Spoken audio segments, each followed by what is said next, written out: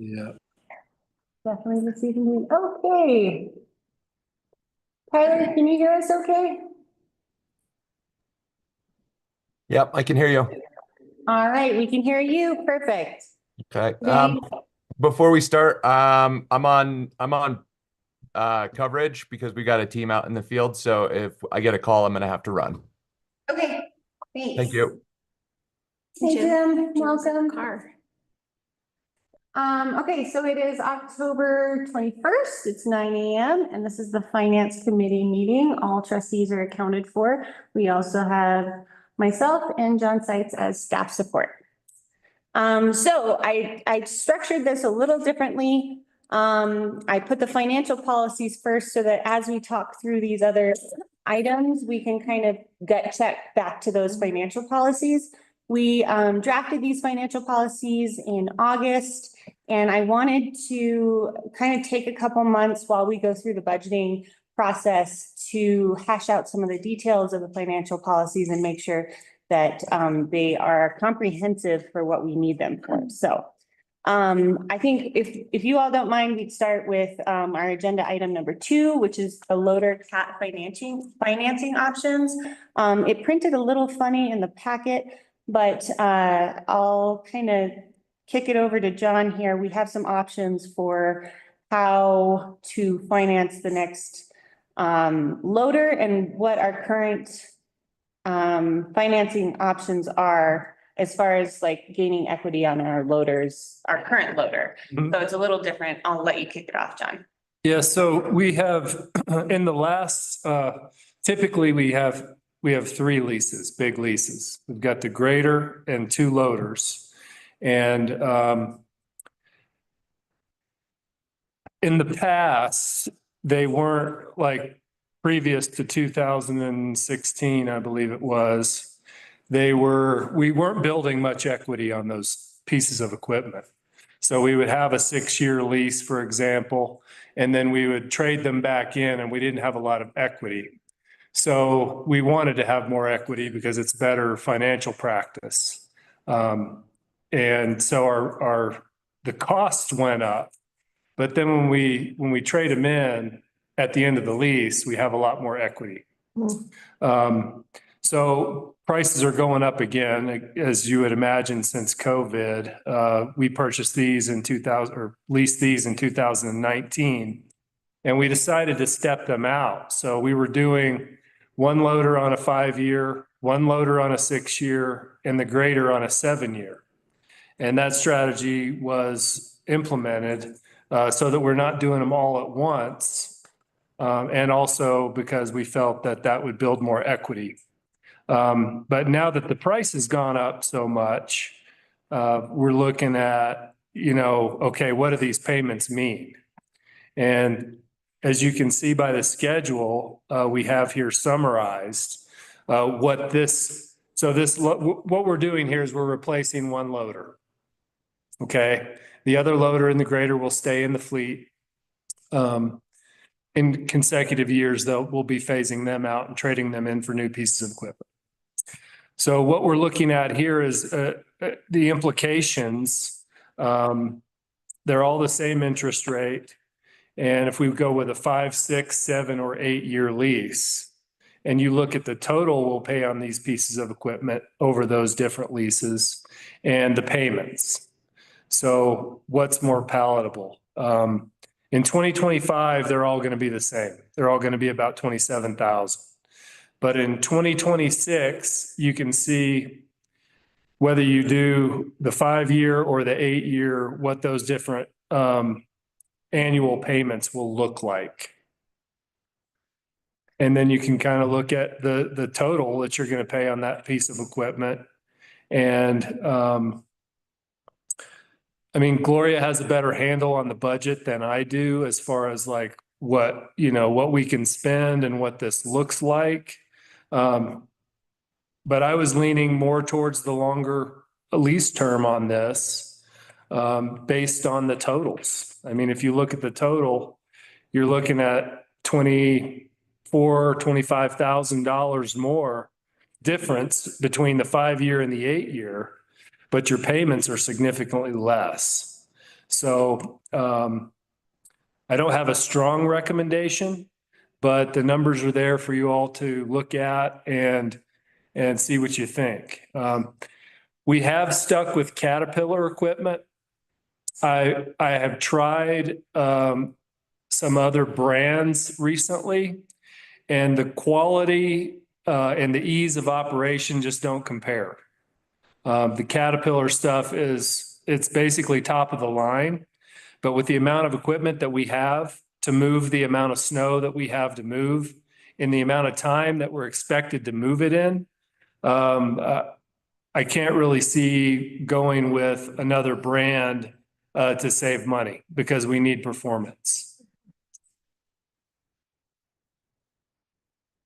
Do you have anything to add from the payment schedule perspective?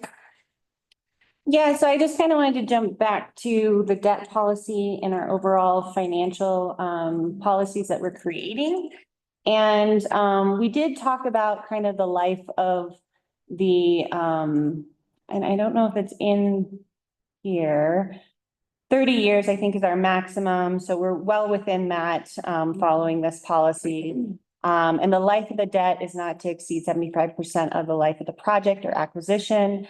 I think all these options are well within that as well. So I just kind of wanted to bring it back to that debt policy level. And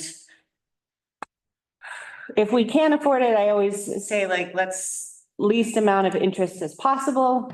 But also realizing that we are in some, we are weaning ourselves off of our administration fees, and maybe this is another opportunity where we can reduce our costs in order to wean ourselves off of that, so.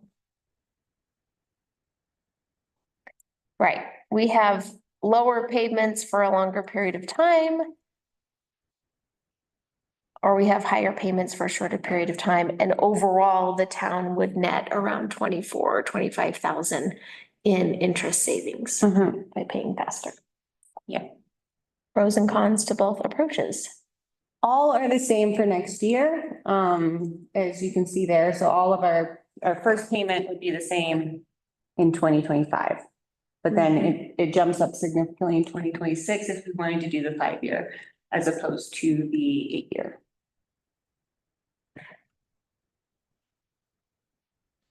And so we thought of this as more of a policy decision on how we want to approach these types of financing for the future.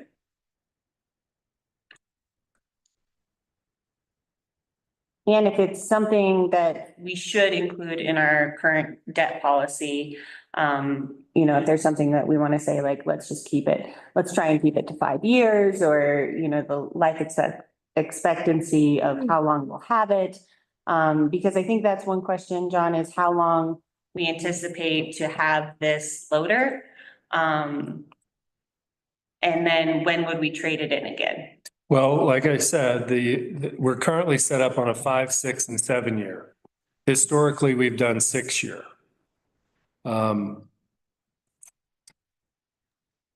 So, I mean, part of it is like, what is the affordability? Can we afford to do the 5 year?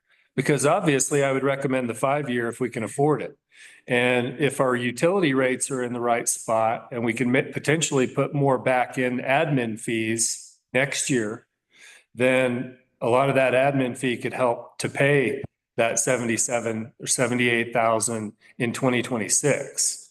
If we raise the admin fees going into 2026, then ultimately we're saving close to $25,000 in interest. In the big picture, that's what you want to do, right? So that I would kick it back to Gloria and say, what do you think? I mean, how's the budget look? This is a significant increase upon what we've been paying for this loader the last 5 years. So, we're talking about tens of thousands of dollars here. Maybe it's not that significant. Maybe we can afford to save that 25,000 on interest. So I guess one question. Oh, sorry. Go ahead. The one question I have is, if we're going to be replacing the other pieces of equipment too, are we going to see substantial increases in those payments as well in the following years? And then are we going to be able to afford this if we're paying more on the other pieces of equipment that we're trying to replace? Yeah, that's a good point. Yeah. That's a good point. And can we do it? I mean, can we? I think a big piece of it comes back to utility rates Mhm. because that's a big part of our revenue. You know, if we raise utility rates significantly and continue to raise them, then we can afford to put more admin fees back in to the general fund and pay for price increases on big ticket items like heavy equipment. Yeah, yeah. Yeah, I think there's this dynamic that's sometimes hard for the public to understand is on the one hand, as a board and as a finance committee, we're thinking about trying to keep our utility rates at a level that's like doable for people, right? And when we got the rate study, it was like, oh my goodness, we might have to double utility rates.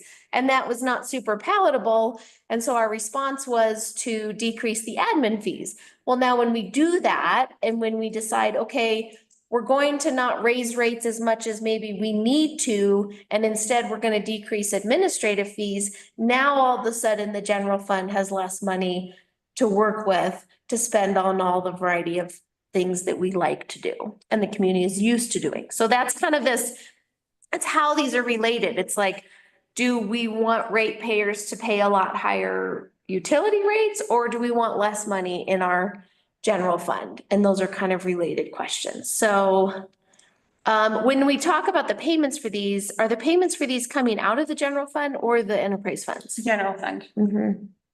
All our debt is right now Is in the, is in our general fund minus the new debt that we've with just the taken USDA on loan. For USDA, and then we do have one, I think we've paid that off though, the CW the water debt. that we had, I'm sorry, so we're good. I was focused on something else just now. But all our equipment is housed in the general fund. Mhm. Which could make a case for looking at the admin fees again. Like, I think with the administrative fees, we still haven't quite nailed it down, right? I think the utility rates and the admin fees, we all know we still need more work around what that actually looks like, to make both of these funds make sense, to make the rates that we're charging customers the right amount for the future, and to make sure our general fund is funded appropriately for these kinds of things. So I don't know, Jim, you have any philosophical idea on shorter, or longer term payments? No, I'm just taking it all in. Another thing that a point that I'd bring up is that if we're going to keep staggering these lease renewals, then we should do the same thing next time so that we don't end up having them all come up at once. Right. So if we're going to do this one, you know, we could do this one at a 6-year. And then maybe the next loader is a 7-year and then the grader again is then again at an 8-year. So it might be a good idea to consider a shorter term lease on this one, whether it be a 5 or 6-year, and then stagger the next ones. So they're not coming up all at once. Yeah. And then these payments account for the equity that we've Yeah. built Yeah. off of. Like, Yeah, that's including the trade-in on the one. Hmm.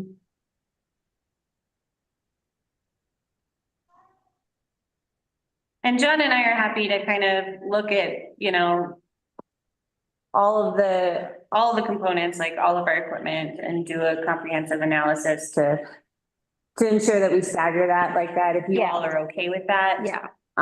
Approach, but we just wanted to kind of pass this by you, and I also wanted to hit on some points in that financial policy to kind of gut check what we're doing to see if we need to amend that financial policy before it goes to the board. Mhm. Which should be Monday. The financial policy? Yeah, or is it the 28th? Oh, I won't be be presenting the comprehensive financial policy until probably November. Oh, no, I was talking about the leases. the The leases. board has to, Yeah, the leases, I'm hoping to get in front of the board on Monday. I think there's pros and cons. The 5.5% interest rate is not crazy. I think for me, what I care about is making sure that we're paying attention to when these all are staggered. And so making sure that we're not, all of a sudden experiencing 3 big payments in 1 year, and how that would play out.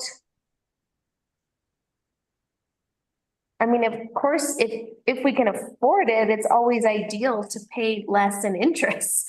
But that's the big question is, it's hard to consider this in isolation because it has impacts to other parts of the next year's budgets. So obviously what we decide today or soon,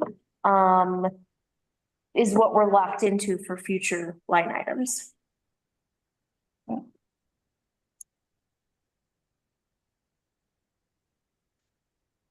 Okay, so I'm not hearing any strong opinions one way or the other, so, and That's fine. We just wanted to kind of gut check this with you all and know that it's coming to the board on Monday. And John and I will go back and make a recommendation based off of your comments, basically.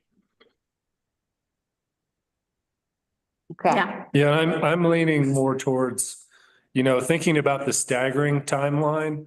I'm probably leaning more towards the 5 or 6 year for this loader. Mhm. And then do the same thing when the next ones come up.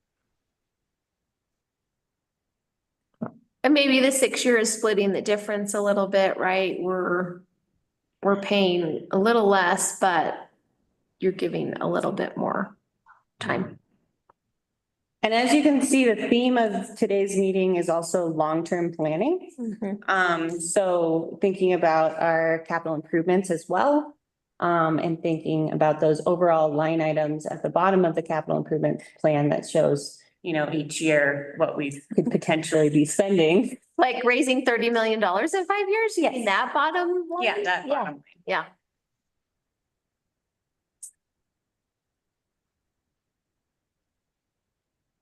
All right, well, we'll come back with a recommendation on Monday for you all.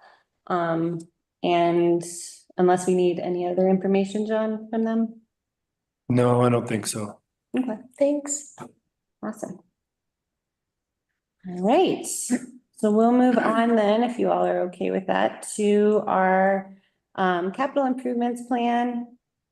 I presented 2 in here and I did update them. So if you go onto the Google Drive, there's a couple of updates that I'll highlight. Let me share my screen here real quick. Is it updated in the PDF? Not that was sent out. So But if I go to the Google Drive. if you go to the PDF, Google Drive, yeah, yep. and it's just one line item at the bottom there. That Sarah and I have been talking about, so I can show that as soon as I share my screen here.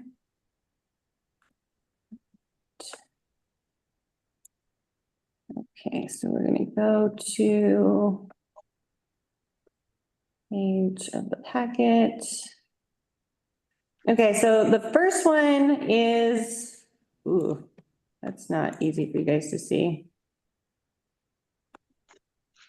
I don't know what happened to that. Actually, I'll share in a different way here so you guys can see it a little better. All right, so the first one that I put in there is a 10-year plan. Oh, you guys can't see that yet. Share screen.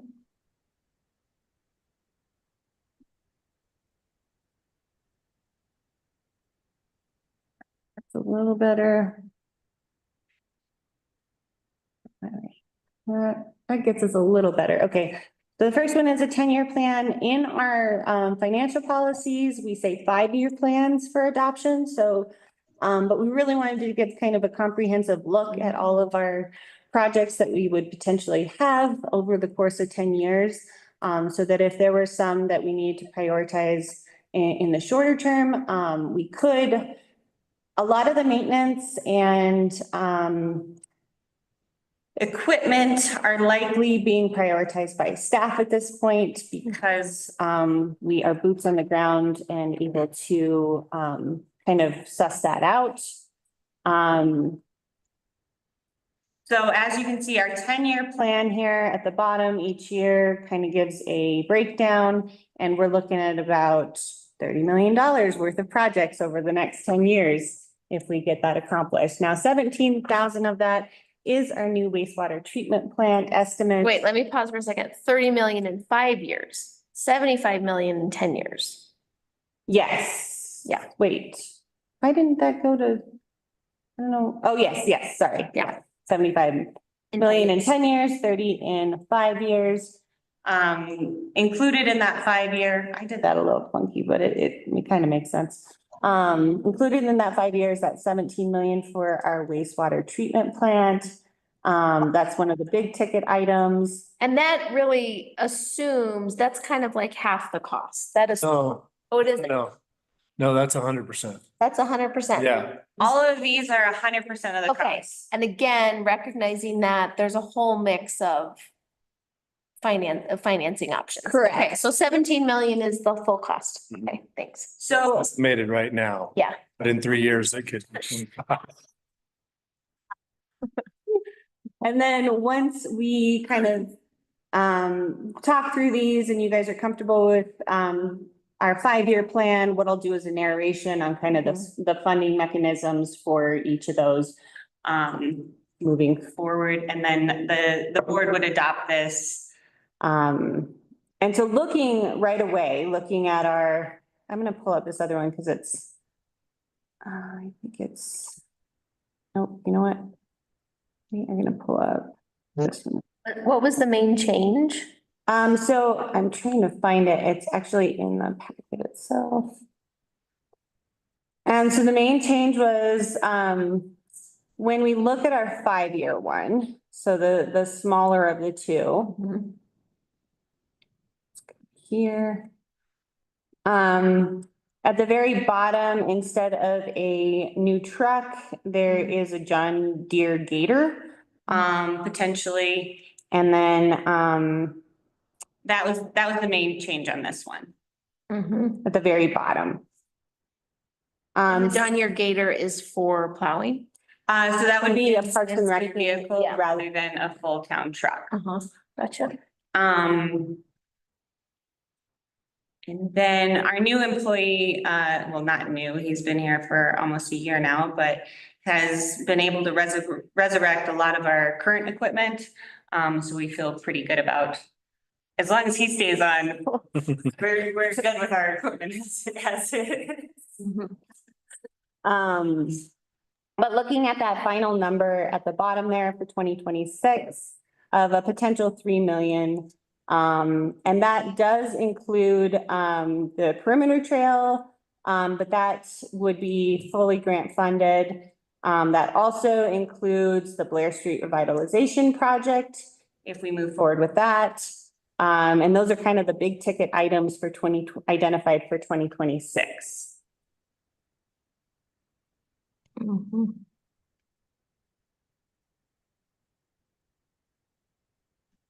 you have any questions or concerns on the 5-year plan that we have going on?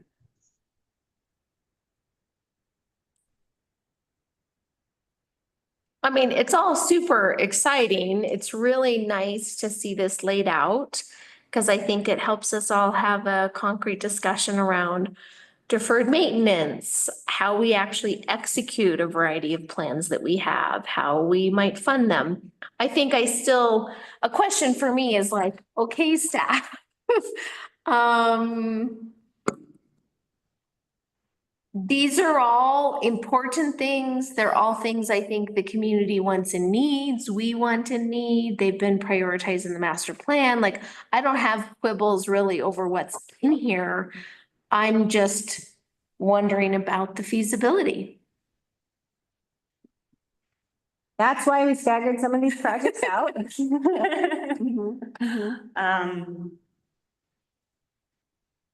A lot of these need to happen, especially in our sewer and our water funds. Those are essential to happen. Some of the enhancements and maintenance in town hall, for example, those definitely need to start happening. Maybe not next year, but very soon. I mean, I'm pretty confident with this, the 5-year plan. You feel pretty good. It's the 10-year plan that scares me. Well, but in 5 years, then we'll plan for the next 5 Yes, years and you'll feel exactly. okay about the 5 year. Exactly. Are you all okay with the threshold of $20,000 or above being a, Considered, capital improvements. Yes, great, and I did in the draft comprehensive, financial policies, I did change, An amount there to say that if it's unappropriated and $20,000, then it has to go to the board. Where it was previously drafted, if it was unappropriated and $100,000, it had to go to the board. Mhm. So I'm just trying to keep consistent with that. within the capital improvements as well. Yeah, I think striking the balance where you're not hamstrung from doing your job on a day-to-day basis and we're not holding up important things because of meeting schedules, but also having that level of accountability and input from the board. So I think this strikes the right balance there.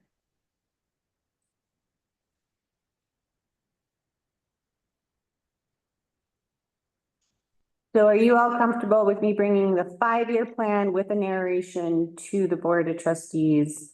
For adoption.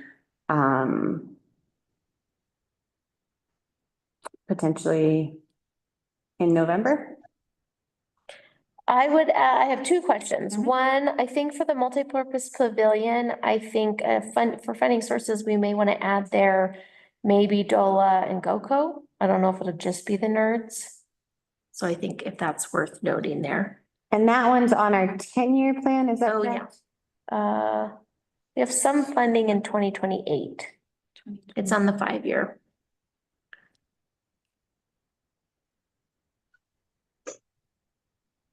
Are you looking at, The Kendall Mountain Pavilion. Yeah, well, there's Mhm. a billion. I just add a couple more funding options because. Yeah, so that was potentially being funded through our nerds as well. Yeah. So yeah. Yeah, and then question for you, John, with stormwater drainage, I see that we have planning funding in there for the next 5 years. Yeah. And let's see. And that's kind of all we have. What are your thoughts for the next 10 years? Like, I mean, stormwater management is definitely a thing in our town. It adds to a lot of the maintenance that you guys all have to do. And so are we remiss to only have planning funding in there and to not actually have funding for For drainage. can I? for take that? infrastructure improvements? Stormwater drainage is a really tough one, in Silverton because we're kind of flat. Yeah. You know, the water moves, but it's flat. Yeah. The best way to manage stormwater drainage in Silverton would be to pave the streets and install Yeah. a storm sewer system. Yeah. That is going to add tens of millions of dollars Yeah. to our capital improvements plan. I think that with stormwater drainage, we need to know what we're looking at and what our options are, and that's going to require a lot of engineering. But then we might be able to do a lot of that in-house with quality heavy equipment that we have and good operators. And that's the solution that I foresee without having access to the funds that would require paving. The actual hard costs, Yeah. yeah. We're also prioritizing water and wastewater first. Yeah, Within the Yeah. Public Works Yeah. Department there. So Worried recognize, about capacity is Yeah. my thing. yeah, Knowing that these huge projects are coming down the pipe in the next 5 years and ticking away at stormwater, but Yeah. really prioritizing our sewer system Yeah. first. Yeah. And then, like that's a big enough project to take on. yeah. And Yeah. $200,000 might be a little high for that, but there's something in streets that's missing, and that's asphalt. Mhm. We need to make a note that maybe not in the 5-year plan, That one's in the 10-year. in the 10-year. plan. For green, Here, and that's for Green Street. Right? Mhm. Pavement on Green Street, is that what you're talking Yes. about? Yeah, Mhm. yeah. That's in 2034. those are my two comments and that all makes sense to me. Jim or Tyler? I'm good. It looks good to me. Thanks. It reads well. I think I think that, I think there are philosophical questions that we need to ask ourselves going long term. Going back to equipment and knowing where we are currently on our financial footing as a community. How do we prolong the life of our vehicles? What's the cost ratio of going out and getting new versus keeping our current ones properly maintained? I know that's been a comment over the past 4 years. Just philosophical. Is there anywhere in our financial policies that you see that fitting, or do we need to add something on equipment in our financial policies that might help kind of that conversation and decision-making around that philosophy? No, I think it's just one that we need to ask ourselves.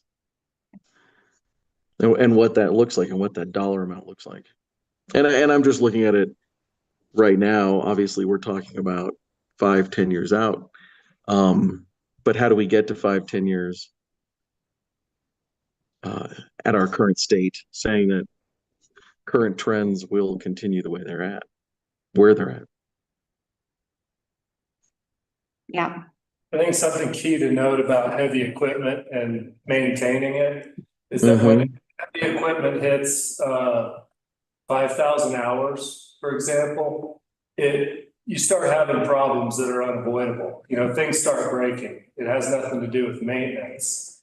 And they get a lot more expensive to maintain at that hour mark and a lot less reliable.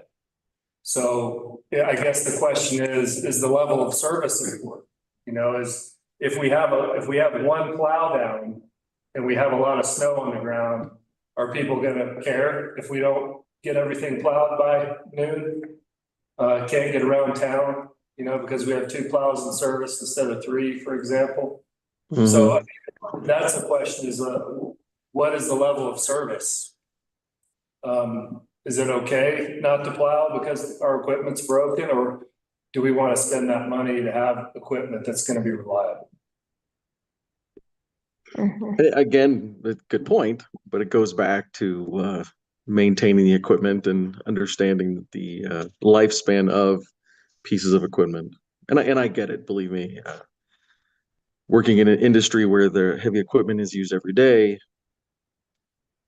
we have pieces that are 30 years old and it still works like it was purchased yesterday. It's just getting on a maintenance schedule, and it's asking those philosophical questions and where can we save money. I'm not pointing fingers. I'm just, my opinion was asked, so I'm providing it.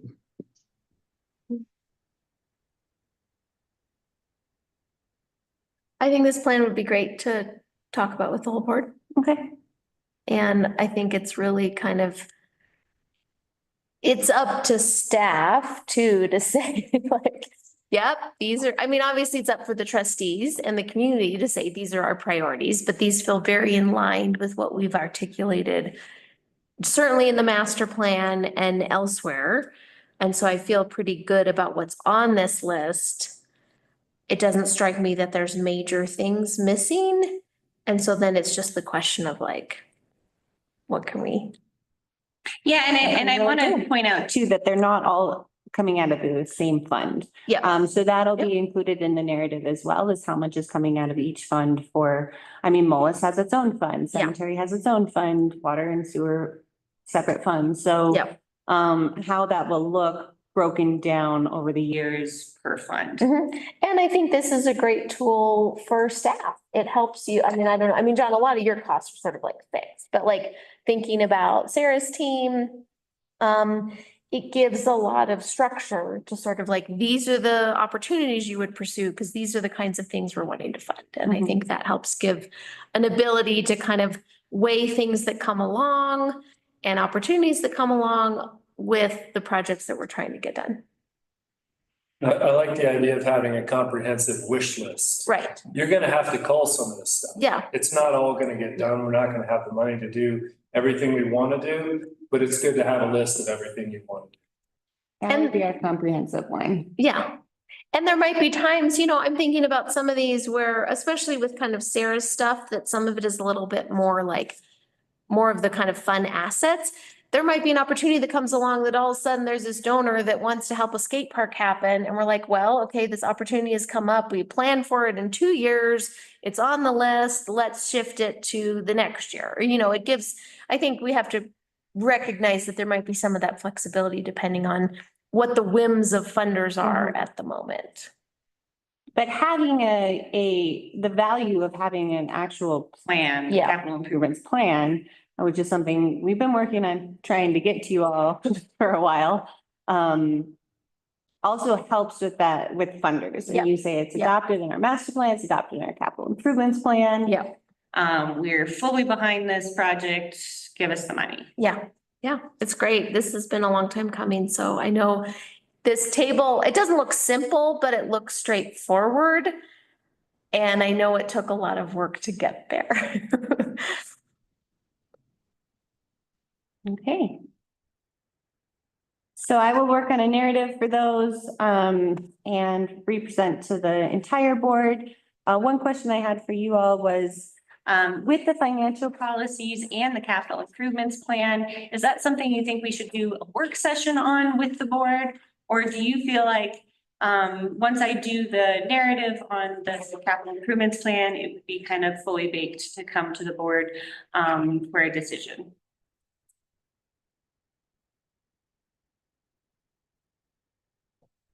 we have 1, 2, 3, 4 more meetings.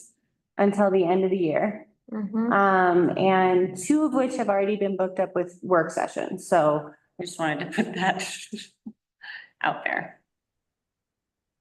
but happy to schedule another work session if you feel like this is something that The whole board might want to, or we can take it to the board. And if we start, getting into the weeds, we can pull it out and do a work session as well.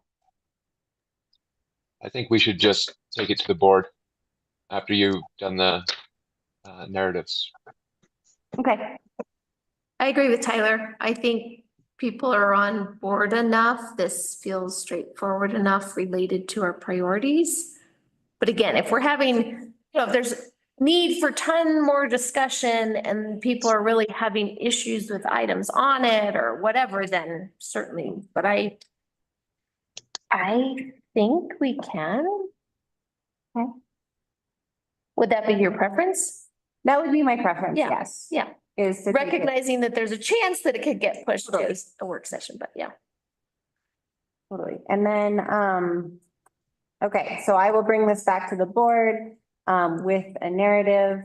And then I just wanted to highlight some of the areas in the financial policies that I have changed since August, to kind of see if it aligns with what, this board is thinking. So I'm gonna share my screen real quick again. I'll get better about this, okay.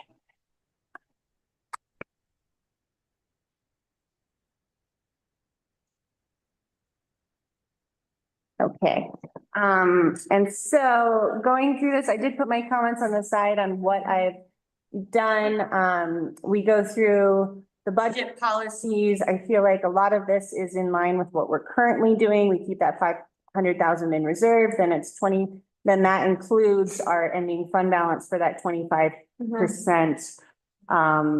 fund reserves, basically. What I did put in there is I took out the public will be able to monthly go to ClearGov because we are getting rid of ClearGov, so that has been taken out. And then community grants, I left pretty vague here, anticipating a new policy potentially around that. And maybe that doesn't belong in the financial policies. It probably belongs outside of that. But basically put upon excess revenue available from previous fiscal year. And then that gives us flexibility on when we allocate those funds and how we allocate those funds. But eventually we'll have to drill down on a policy for that. For partner organizations, I defined it as local, regional, or state professional organizations and organizations in the master plan fulfilling a specific master plan action items with a contract or MOU approved by the board. Do those set well with you all? Okay.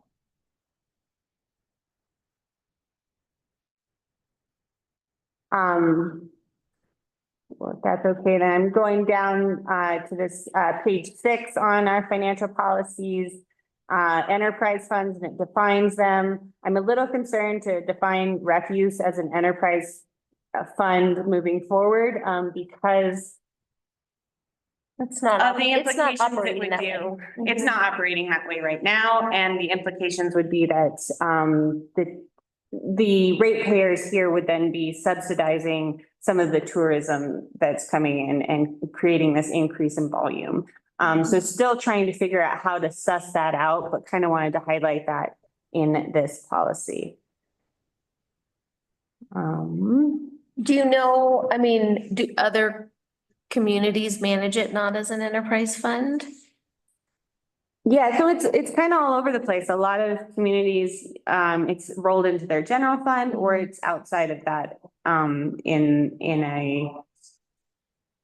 a separate fund. One thing we could do, yeah, I'm still researching how to make this refuse fund fair, equitable, and Sustainable. solvent. Yeah.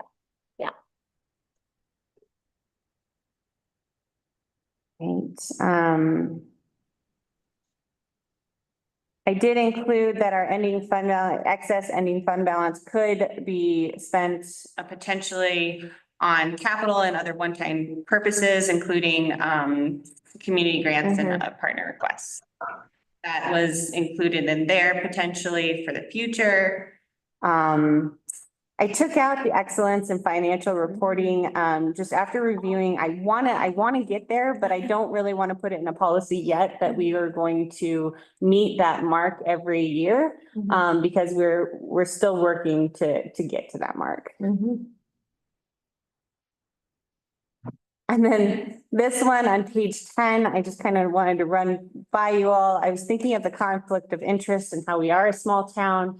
And if we excluded spouses and brothers and sisters from being able to basically have a contract or service to the town. And was kind of worried that we might exclude a lot of people that way, relatives of the. Yeah, can we But- add in, with, obviously the board can make an exception. Yeah. Correct. Okay, so we could put in there, the board could make an exception, but keep this in there. Are you guys okay with that? Okay. And Yes, then I also think I know we have language in there elsewhere, but under the granting, but maybe put in there language that says that, like, if it's a board member, then they're abstaining from that vote or something. Oh, and we do have that. We have that elsewhere, yeah. Mhm. If we're like awarding an RFP or a contract and it meets this definition of family, then that board member would abstain from the vote. Okay. I can include the board in that. And then I just, the authority down there on the same page, page 10, I did reduce that 100,000 to 20,000 since that's what our capital improvements line item. So, I mean, with the Kendall deck is a great one. It was a non-appropriate item and it exceeded $20,000. I don't think I'd wait until it exceeded 100,000 to come to the board, especially Yeah. with our size of budget. Yeah.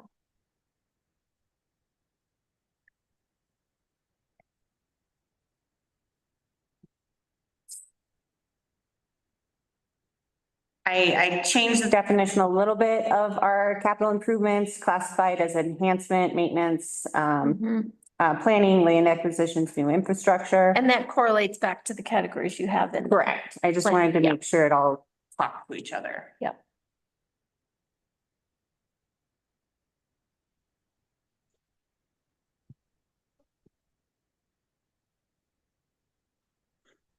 This is one that I wanted to highlight, the balanced CIP plan. So over the life of a 5-year plan, all planned interim debt will be repaid. And all planned Expenditures, including interest, cost of interim debt, will be provided for.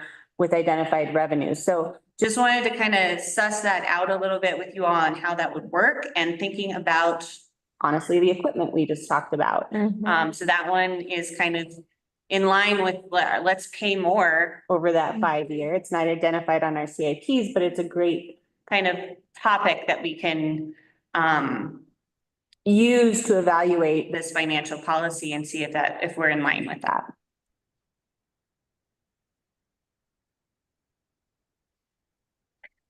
Something that came up for me when thinking about this was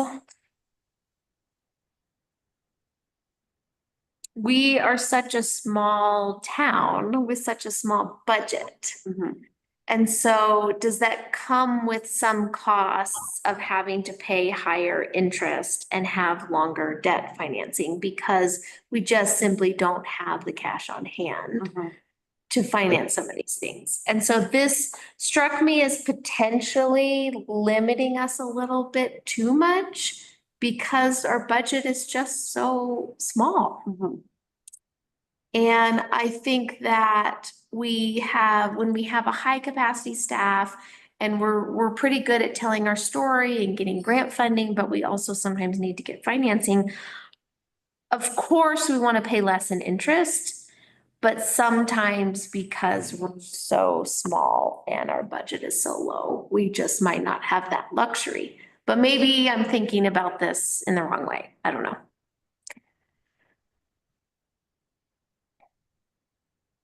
It might be good to have flexibility, you know, other than the board having to say, no, we're gonna deviate from our policy Yeah, every time Yeah. you wanna yeah. change your financing options.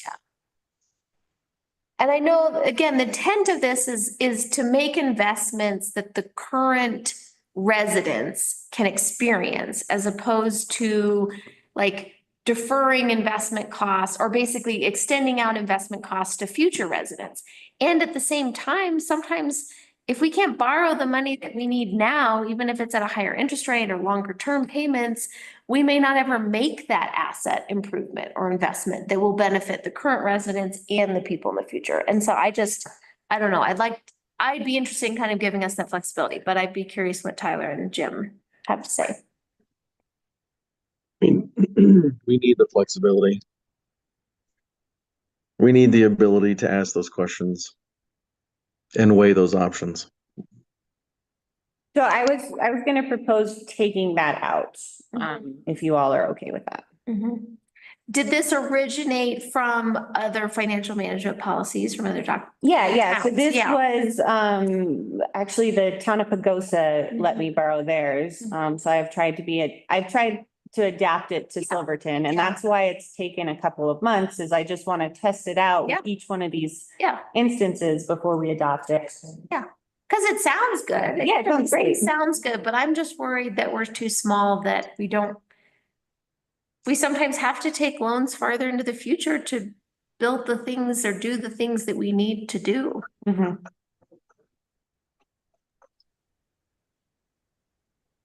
And I guess the only thing is, like, do we have an ideal debt to income ratio that we're trying to stay under? Because if we don't, then we can We take don't. that out and have more flexibility. So And we don't have that adopted in here Right. as debt to income ratio. and since we don't, then we can take that. Then we can take that out, and we have more flexibility. You don't have to hide. Thank you.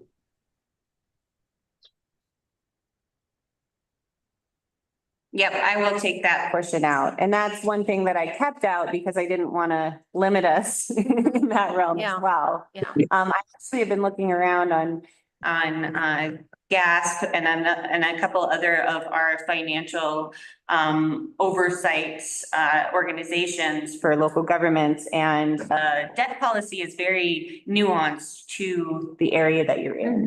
I was trying to look like, what's your standard debt policy, you know, and it's really nuanced Yeah, it's very nuanced to to what, to where you are and what your budget looks like. So Mhm. I didn't really get very far on that one. Mhm. So you're okay with taking that out? Yeah, I'm okay with that. And then I just updated, CIP plan will be updated annually, not biannually. Mhm. And So another thing I thought in here is that there definitely is a lot of updates and reporting, which is important and transparent. And I wanted to just gut check, recognizing we don't have a financial director. We have Gloria serving as financial director. So are all of these updates and expectations feasible? well, a lot, so the one for the capital improvements, I think, would go along with our budgeting process every year. So we're gonna need to do that every year. As far as our up-to-date financial policies, I put 2 months in the rear to give us time to be able to, like you get your actuals. Yeah. Your actual Yeah. reports, still working on those to be a little bit more comprehensive. So right now I can just upload them into ClearGov. and they align with our current line items and you can kind of follow it a little better Mhm. than what we currently give. What's in your packet right now is kind of the base report that we get. So, it might not look as pretty as it has in the past, but we're still trying to align that. The grant award and resolution, I think that's another one where we need a report on. That's something we do anyways. Yeah. So I just want to say that all these reports are already available. It's just Just the timing of them. Okay. Yeah.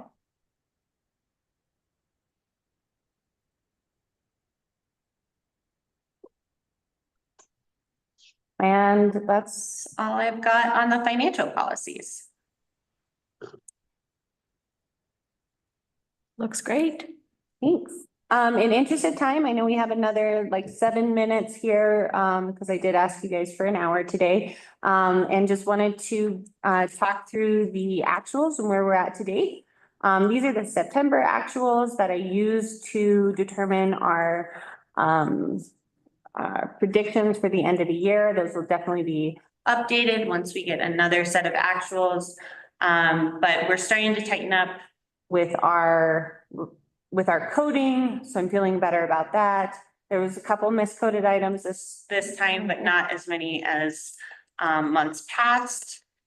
And I went through there and if it was egregiously over budget, I gave you an explanation of why.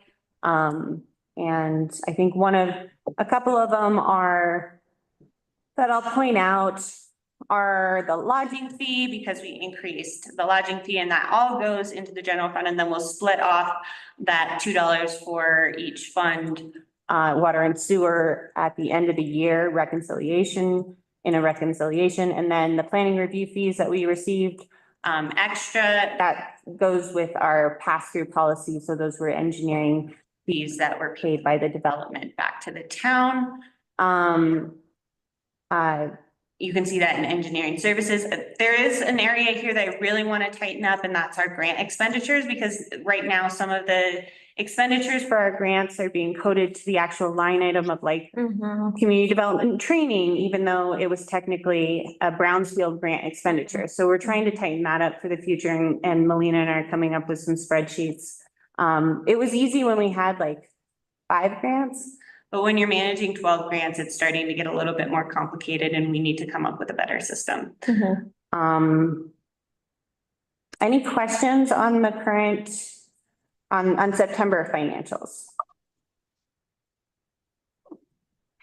I had one on page 32, grant revenue is down, quote unquote, 446,000. Let me see where it was. It was, grant revenue line item. We had budgeted 446,000. And again, we have 0 year-to-date actual. So I was just curious how that, it's on page 32 under intergovernmental revenue. That's in the sewer fund. Gotcha. Okay. Right, okay. Yeah. Yeah, and we were trying to anticipate how we were going to spend down our USDA grant this year. Yeah. And that's another area, same with the grants Yeah. that we need to tighten up as far as when we're going to spend those funds and when we're gonna receive those funds, Yeah. so. Yeah. And And so you can- is that affecting, like, is that throwing off our revenue numbers? Or, I mean, it is revenue that we've received or no, we don't, like, we anticipated 446,000 in grant revenue. Right? 32.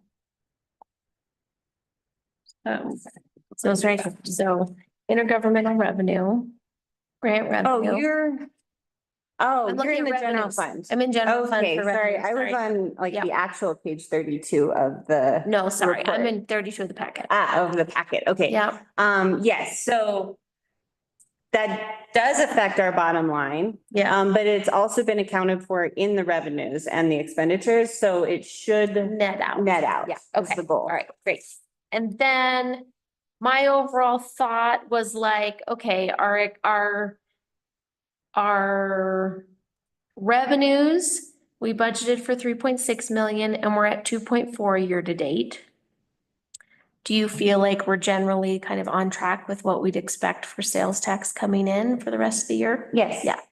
And then our expenditures year to date are 2.9 million and we budgeted 4.3.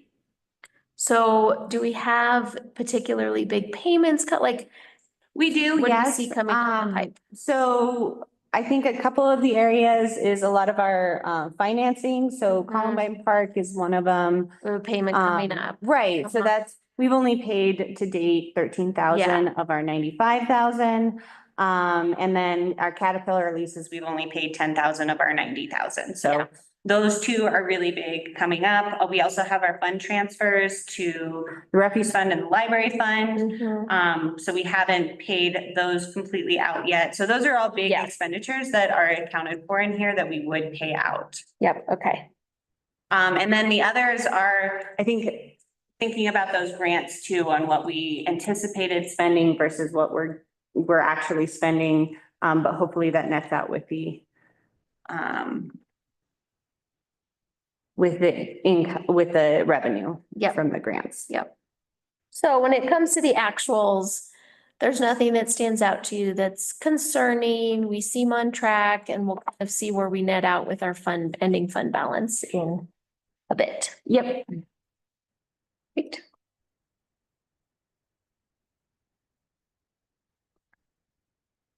Those were my questions. Did you guys have anything else?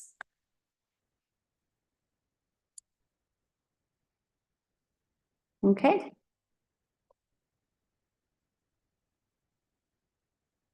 That's all I have for you all.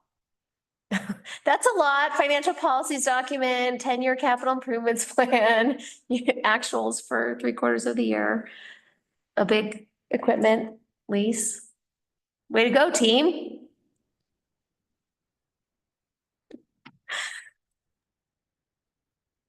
All right. Good job. Thanks very much, you guys. All right. It is 9:59. We will adjourn this meeting. Thank you all. Thanks. Thank you. Sure.